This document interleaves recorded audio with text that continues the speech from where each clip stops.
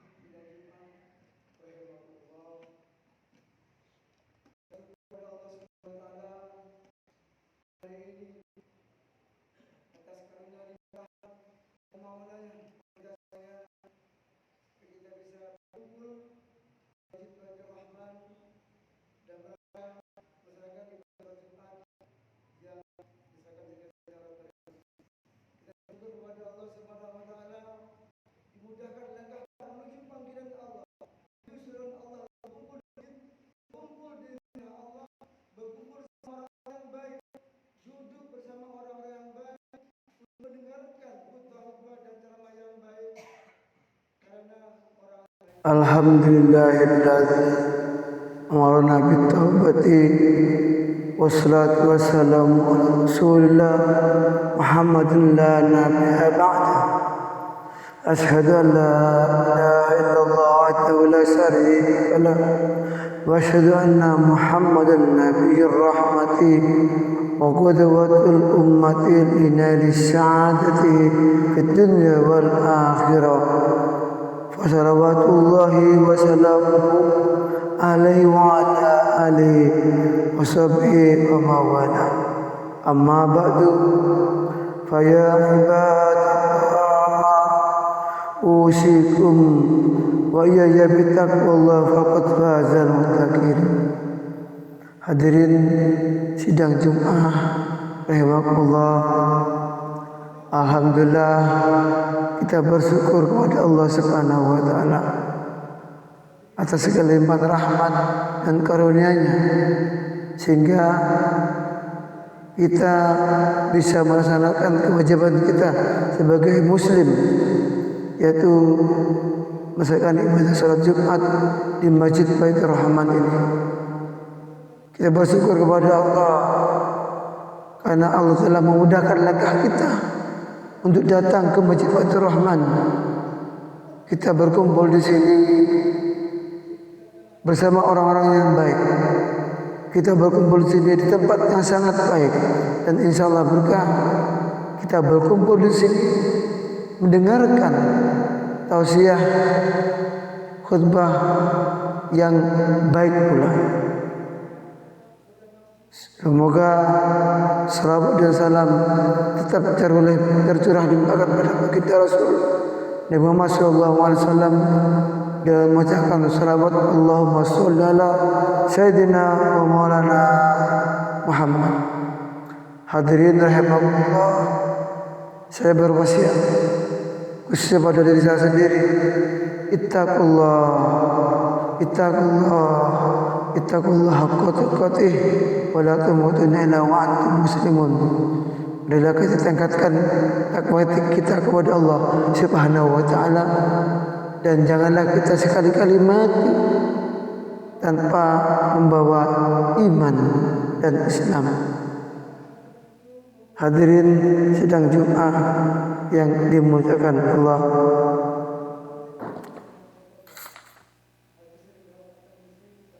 pada hari ini tentu kita akan menyadari bahwasanya setiap manusia itu dalam kehidupannya tidak lepas dari salah dan dosa. Setiap langkah, ucapan kita, kelakuan kita dalam keseharian mesti ada salah dan semuanya itu adalah fitrah kita selalu mendapatkan ya ketidaksengajaan dalam berbuat salah dan maka dari itu kita harus memahami dan memaklumi sebagaimana yang Rasulullah sampaikan, kullu bani adam khata'un wa khairun khata'ina wa taubatan wa khairun khata'ina taubun. Tiap anak Adam itu mempunyai kesalahan dan sebaik-baiknya yang mempunyai kesalahan ialah mereka yang mau bertaubat. Hadis riwayat At-Tirmizi dan Ibnu Majah. Hadirin sidang Jumat yang dimuliakan Allah. Biasa manusia yang melangkahnya terjebak dalam kesalahan. Tapi alangkah sangat di luar kebiasaan bila mana dia mendapatkan kesalahan dan dosa tidak mau bertobat. Dan sebaik-baiknya orang yang berbuat dosa segera bertobat dan minta ampun kepada Allah Subhanahu wa taala. Rasulullah sendiri sebagai utusan Allah, sebagai utusan Allah yang sudah maksum, yang sudah bebas dari dosa, baik diampuni dosa yang di awal maupun di akhir, selalu meminta ampun kepada Allah, baik dia punya dosa atau tidak dalam keseharian. Ini bagi contoh pada kita. Rasulullah yang selalu meminta ampun kepada Allah setiap harinya tidak lebih dari 100 kali. Rasulullah bersabda, ya ayuhan nas tubu ilallah fa inni atubu fil yami ilaih mi'atan marah. Wahai manusia, bertobatlah kau kepada Allah. Sesungguhnya saya bertobat meminta ampun kepada Allah dalam sehari itu 100 kali. Masya Allah. Hadirin rahimakumullah, Rasulullah sebagai panutan kita, sebagai contoh dalam ibadah kita, sebagai contoh dalam menguatkan keimanan kita dalam hal masalah taubat, beliau di depan. Kita yang bukan Rasul, kita yang bukan sahabat Rasul, kita yang bukan Nabi dan bukan sahabat Nabi, kita yang bukan wali, bukan kiai, masih jauh dari itu. Kenapa kita tidak meniru beliau bertaubat setiap hari, meminta ampun kepada Allah, meminta ampun kepada Allah, meminta rahmatnya Allah, agar kita kelak bisa dimasukkan ke dalam naungan dan surganya Allah. Bagaimana perilaku dan sikap seorang mukmin dan seorang munafik memandang dosa yang mereka lakukan? Diterangkan dalam hadis riwayat Imam Bukhari, al-mu'minu yara dzambahu kajabalin fawqahu yakhafu ayyaka alaih. Orang mukmin itu melihat dosanya seperti melihat gunung yang ada di atasnya. Ia takut kalau gunung itu runtuh menimpa dirinya. Wal munafiqu yara dzambahu kadzabin marron ala anfihi fa'atarah. Dan sebaliknya, orang munafik itu melihat dosanya seperti melihat lalat yang terbang melalui hidungnya. Ia enyahkan batu supaya lekas terbang. Artinya, orang mukmin yang sejati tidak pernah meremehkan dosa-dosa kecil. Orang mukmin sejati selalu merasa berbuat salah dan berdosa kepada Allah, dan dia tidak ingin dosa bertumpuk-tumpuk, dan dia melihat sekali merasa berdosa seperti gunung di atas kepalanya yang khawatir akan jatuh dan menimpa pada dirinya. Maka disegera meminta ampun kepada Astaghfirullahaladzim, Astaghfirullahaladzim, Astaghfirullahaladzim wa atubu ilaih. Segera minta ampun. Dan insyaAllah Allah Maha Pengampun. Inna Allah yuhibbul tawabin wa yuhibbul mutatahhirin. Allah itu mencintai orang-orang yang minta ampun, yang bertobat, dan mencintai orang yang menyucikan diri. Hadirin yang dimuliakan Allah. Sedangkan orang munafik ketika dia itu berbuat dosa, tidak merasa berdosa, bahkan meremehkan dosa. Dosa-dosa kecil dia tumpuk, akhirnya dia terbiasa dengan dosa kecil dan tidak ada beban, akhirnya menjadi dosa besar. Bahkan dia terang-terangan mengerjakan dosa di depan orang-orang banyak, di depan umum. Bahkan dosa besar pun dia lakukan, seperti syirik kepada Allah, berzina, minum, atau berjudi, atau menipu orang lain. Dan dia tidak merasa kalau itu dosa besar, dia anggap dosa kecil. Itulah orang munafik. Hadirin yang dimuliakan Allah, kita tidak ingin seperti orang munafik. Kita ingin selalu dapat petunjuk dari Allah, dan setiap harinya Allah memberikan penerang hati kita. Karena dosa yang kita buat akan menjadi nokta hitam di hati kita. Dosa yang kita buat dan segera bertobat kepada Allah akan jadi bintik-bintik hitam di hati kita. Hati kita adalah cermin, hati kita adalah kaca. Bila mana kaca itu, yang hati kita itu selalu ada bintik-bintik hitam karena dosa yang dilakukan, maka akan jadi petanglah, akan jadi hitamlah hati kita. Kalau sudah hati kita hitam, maka dia enggak segera minta tobat, tetap hitam. Dan segera minta tobat kepada Allah Subhanahu wa taala dan menyadari dan tidak mengulangi lagi, maka Allah Maha Pengampun dan dibersihkan hatinya jadi putih lagi dan cerminnya bisa bersinar kembali. Namun bagi orang munafik yang selalu menganggap enteng, meremehkan perintah-perintah Allah dan selalu mengerjakan dosa-dosa kecil, bahkan dosa besar pun dilakukan, maka akan banyak bintik-bintik hitam yang ada dalam hatinya.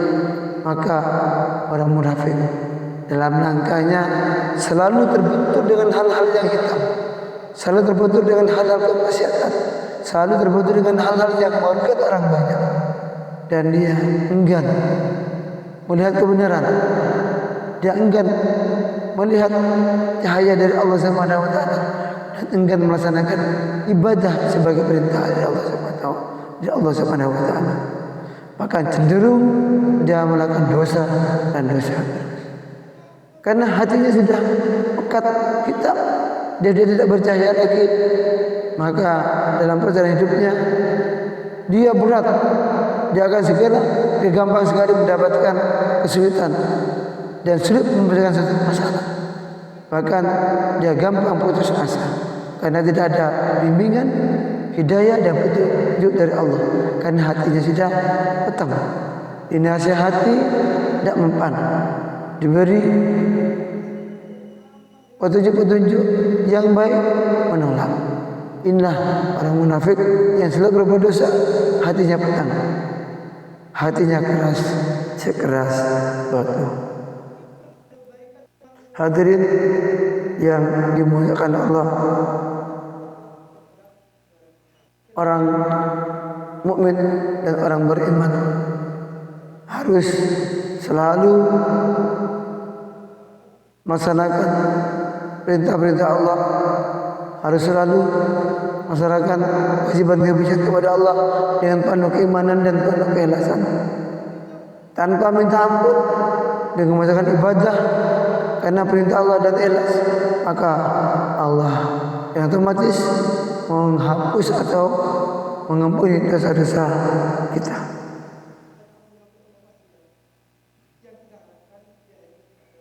Rasulullah bersabda, "Lau amiltumul khotoya hatta balagatis samaa thumma nadimtum fatabullahu alaikum." Hadis riwayat Ibnu Majah. Walaupun kamu mengerjakan kesalahan atau dosa sehingga banyaknya sampai memenuhi langit, kemudian kamu menyesal perbuatan itu, maka Allah akan menerima taubat kamu kembali. Karena Allah itu zat yang maha pengampun, dan Allah mencintai orang-orang yang meminta ampun dan bertobat. Setiap manusia tidak akan terhindar dari dosa. Untuk menghindari dosa, hendaknya taubat dengan sesungguhnya. Sedang Rasul sendiri, seperti yang saya sebut tadi, meminta ampun 100 kali dalam sehari. Dalam hubungan ini, Sayyidina Umar bin Khattab radhiyallahu anhu pernah memperingatkan tentang perhitungan amal. Beliau bersabda, "Hasibu qabla an tuhasabu." Perhitungkanlah dirimu sendiri sebelum kamu diperhitungkan. Maka kita wajib muhasabah, kita wajib introspeksi terhadap apa yang kita lakukan. Selalu menghitung-hitung kekurangan kita, selalu menghitung-hitung kesalahan dan dosa kita. Itulah akhlak seorang mukmin. Jangan pernah kita menghitung kesalahan orang lain, jangan pernah kita sibuk mencari kesalahan orang lain, tapi sibuklah menghitung kesalahan sendiri dan segera minta ampun kepada Allah Subhanahu wa taala. Tobat hendaknya kita kerjakan segera mungkin, jangan ditunda-tunda. Adalah sangat tidak bijaksana orang yang menunda-nunda dengan berkata, misalnya, besok aku akan bertobat, atau besok kalau aku sudah tua akan menjadi orang khusyuk, atau besok aku sudah pensiun aku akan rajin di masjid dan beribadah rajin sholat jemaah. Ini suatu janji pribadi yang tidak masuk akal. Kenapa harus nunggu tua? Apakah tahu umur kita sampai di mana? Kenapa nunggu harus pensiun? Kita ingin dekat dan dekat kepada Allah. Selagi sehat, selagi kuat, maka ibadah akan itu lebih baik dikerjakan. Jangan nunggu tua sehingga kita kesulitan, kesakitan, dan bahkan tidak akan pernah beribadah kepada Allah. Jangan nunggu pensiun, karena ada pensiun ibadah kepada Allah kita jadi lemah. Kita lemah, maka ibadah akan jadi malas. Dan mencari ilmu juga akan malas. Maka semasa muda, semasa kuat, gunakanlah untuk meningkatkan ibadah kepada Allah dan mencari ilmu untuk menguatkan keimanan kita kepada Allah Subhanahu wa taala. Diriwayatkan oleh Ibnu Abbas bahwa Rasulullah sallallahu alaihi wasallam bersabda, "Halakal musawwifun." Binasalah orang yang menunda-nunda. Maksudnya ialah orang yang menunda untuk bertobat kepada Allah, orang yang menunda melakukan kebaikan, orang yang menunda untuk meningkatkan ibadah kepada Allah. Kata binasa ini jelas erat kaitannya dengan kekuatan dan umur kita. Kenapa menunda sampai tua, sampai tidak punya kekuatan apa-apa? Kenapa kita menunda sampai kita pensiun sehingga kita jadi lemah? Kenapa menunda? Apa kita tahu umur kita di mana? Ini akan binasalah dan rugilah kita. Kekeliruan orang yang menunda-nunda taubat ialah karena dengan penundaan taubat itu berarti ia menggantungkan urusannya dan hidupnya yang akan datang yang tidak berada dalam kekuasaan sama sekali. Padahal andai kata ia masih hidup, ia sebagaimana tidak dapat meninggalkan dosanya hari ini, ia tidak pula dapat meninggalkan hari esok. Bila ini kita tidak mampu untuk meninggalkan dosa kita, tidak dapat meninggalkan dosa-dosa begitu saja, bahkan akan makin bertambah kuat mencengkeramnya karena sudah menjadi kebiasaan. Nah itu hendaknya kita mengetahui syarat-syaratnya. Lantaran tobat yang tidak memenuhi syarat akan sia-sia. Sebagaimana persyaratan terimanya tobat dilakukan hal-hal sebagai berikut. Pertama, ialah berjanji tidak akan mengulangi lagi perbuatan yang salah. Yang kedua, menyesali kesalahan yang telah diperbuatnya. Yang ketiga, memohon ampun dan bertaubat kepada Allah dengan mencucurkan air mata yang menandakan kesungguhan taubat. Dan jika dosa itu berkaitan dengan manusia, maka tambah lagi dengan memohon halal atau meminta maaf akan hak tersebut dan orang yang bersangkutan. Insya Allah dengan cara demikian kita akan mendapatkan ampunan Allah yang Maha Agung sebagaimana firman-Nya dalam Al-Qur'an, ya ayyuhalladzina amanu tubu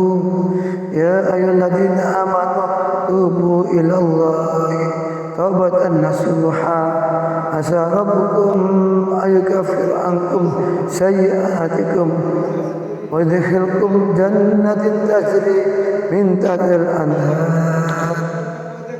Hai orang-orang yang beriman, bertobatlah kepada Allah dengan tobat yang semurni-murninya. Mudah-mudahan Allah akan menutupi kesalahan-kesalahanmu dan memasukkan kamu dalam surga yang mengalir di bawahnya sungai-sungai. At-Tahrim ayat 8. Akhirnya, marilah kita tingkatkan amal-amal kebajikan dan ibadah kepada Allah. Dan marilah kita senantiasa memohon ampun yang bertobat yang sebenar-benarnya agar kita memperoleh imbalan kenikmatan dan kelak mendapatkan kebahagiaan di akhirat. Ja'alana Allah wa iyyakum fi ibadil muttaqin wa adkhalna wa iyyakum fi zumrati ibadihi salihin. A'udzu billahi minasy syaithanir rajim. Bismillahirrahmanirrahim. Idza jaa nasrullahi wal fath wa ra'aitan nasa yadkhuluna fi dinillahi afwaja sabbih bihamdi rabbika wastaghfir innahu kana tawwaba wa rabbi warham wa anta khairur rahimin.